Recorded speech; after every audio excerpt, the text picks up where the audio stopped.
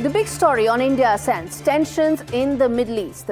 As things stand right now, stage is set for a West versus Russia standoff in this region. Israel has already expanded the war into Lebanon. It is utilizing a very unique opportunity that exists before the American election on the 5th of November. Both Donald Trump and Kamala Harris have backed Tel Aviv and will continue to do so. And while President Biden's call for restraint have been few, Israel is in a position to ignore them, given the leadership vacuum that exists in America right now. It's a short window, but it does exist. But that's just half of the story. Russia's interests in the region are just as deep. And Israel has always ensured it doesn't cross Putin's red lines. Russians were informed ahead of attacks on Iran and Syria in the past. And as Israel weakens Iran, it cuts into Russian interests. A weaker Iran is good news for America, but not for the Russians. Iran and Russia are not natural allies, but they've forged deeper ties in the last decade or so and really pushed the pedal since the conflict between Russia and Ukraine, where the Russian army has used a lot of Russian drones, Iranian drones, amongst other things. And as Putin met his Iranian counterpart, Masoud Pezeshkian, his calculus of the security framework could in fact change. Listen in first to the sound bites of Vladimir Putin and his Iranian counterpart. We come back and talk more. отношения с Ираном носят для нас приоритет хороший. همکاری‌های دو کشور برای ما یک اولویت است. И они развиваются очень успешно.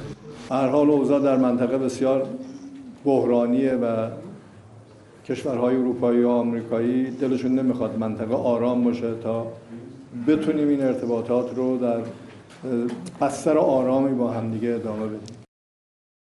Even as they confirm and reassure each other and the world that their bond is getting stronger, the theater of the war is now shifting. It's no more just Gaza, it's now Lebanon. Israel is going after not just people in Lebanon, but also UN peacekeeping forces. Listen into this report, take a look at this to tell how the theater of the conflict is now shifting.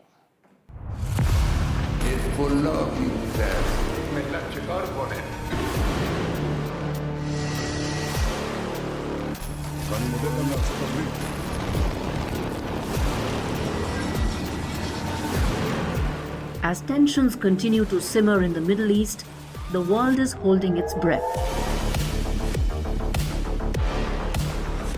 Will diplomacy prevail, or are we on the brink of disaster?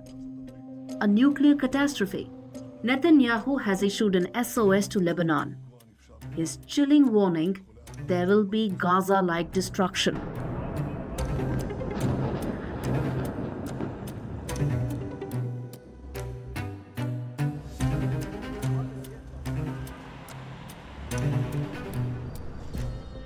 This as Iran-backed Hezbollah militants continue fighting Israeli soldiers on the front lines.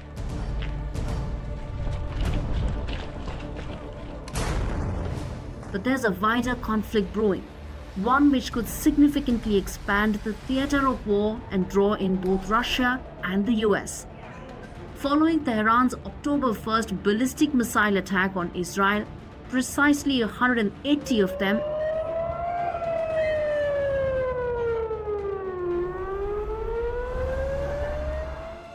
Iran's oil facilities and nuclear sites are in Israel's crosshairs. Israeli retaliation could trigger a global diplomatic fallout and send oil prices through the roof. Tehran says any attack against its infrastructure will provoke an even stronger response. There have been rumors of a possible change in its nuclear policy. Moscow endorses Iranian version. It maintains Tehran's missile attack on Israel did not occur in a vacuum. As the world watches closely, the need for diplomacy has never been so pressing. All that one can hope for is cooler heads will prevail. So the Israeli Prime Minister Benjamin Netanyahu wants to alter the political map, but he also knows the red lines right now for the American government, which is that any attack on the Iranian oil fields will push up gas prices domestically, just weeks ahead of the election. So he knows that. So possibly a limited attack on military installations in Iran is more likely. But a stronger Russian support for Iran may also now be in the offing, and this could backfire for Israel.